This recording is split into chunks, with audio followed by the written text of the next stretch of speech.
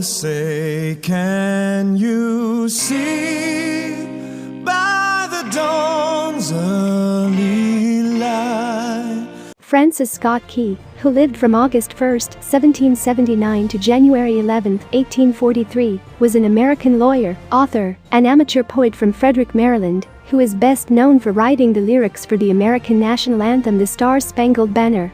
Key observed the British bombardment of Fort McHenry in 1814 during the War of 1812. He was inspired upon seeing the American flag still flying over the fort at dawn, and wrote the poem Defense of Fort McHenry. It was published within a week with the suggested tune of the popular song, To Anacreon in Heaven.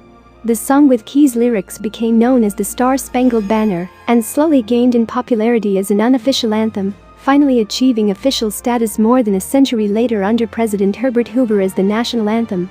What so proudly we hail at the twilight's last gleaming.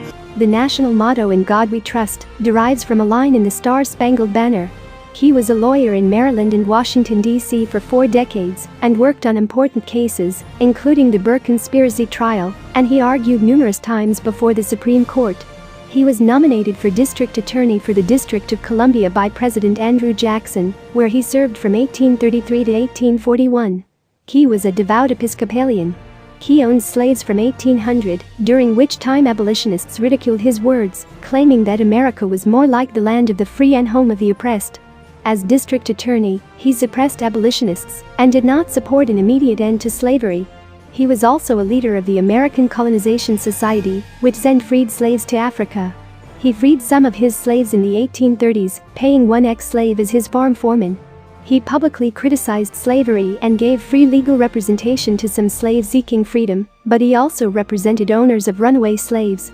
Key's father, John Ross Key, was a lawyer, a commissioned officer in the Continental Army, and a judge.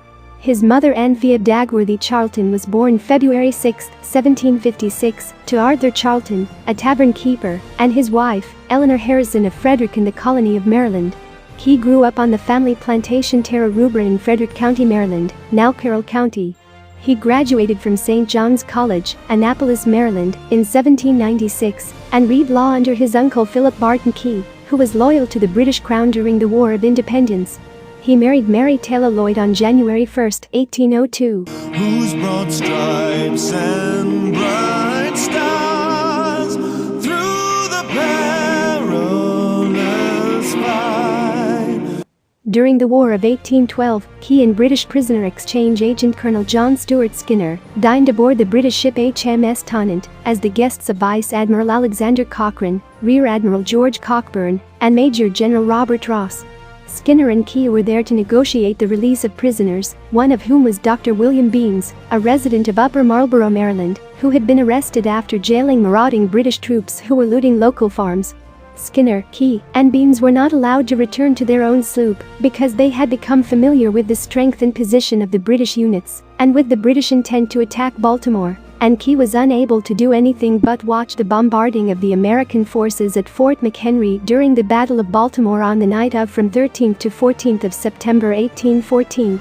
At dawn, Key was able to see an American flag waving, and he later wrote a poem about his experience entitled Defense of Fort McHenry, which was published in William Petchen's American and Commercial Daily Advertiser on September 21, 1814. He took it to music publisher Thomas Carr, who adapted it to the rhythms of composer John Stafford Smith's To Anacreon in Heaven, a popular tune that Key had already used as a setting for his 1805 song. On the ramparts we watched were so gallantly streaming. When the warrior returns, celebrating American heroes of the First Barbary War. It was somewhat difficult to sing, yet it became increasingly popular, competing with Hail, Columbia, 1796, as the de facto national anthem by the time of the Mexican-American War and the American Civil War. The song was finally adopted as the American national anthem more than a century after its first publication, first by an executive order from President Woodrow Wilson in 1916, and then by a congressional resolution in 1931 signed by President Herbert Hoover. The third stanza of the Star-Spangled Banner makes disparaging mention of blacks and demonstrates Key's opinion of their seeking freedom at the time. He purchased his first slave in 1800 or 1801 and owned 6 slaves in 1820. He freed 7 slaves in the 1830s, one of whom continued to work for him for wages as his farm's foreman, supervising several slaves. He also represented several slaves seeking their freedom, as well as several slave owners seeking return of their runaway slaves.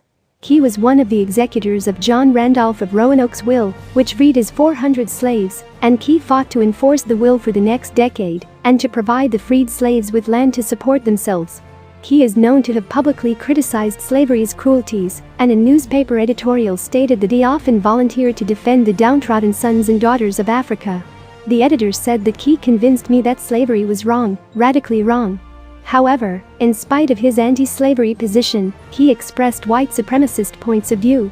During the War of 1812, after seeing the Second Corps of the Colonial Marines, a British military corps composed of fugitive slaves from the U.S., fight against American soldiers, he said that blacks were a distinct and inferior race of people, which all experience proves to be the greatest evil that afflicts a community, according to Snowstorm in August by Jefferson Morley.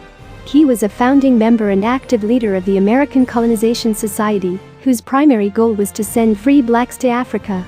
Though many free blacks were born in the United States by this time, historians argue that upper-class American society, of which Key was a part, could never envision a multiracial society.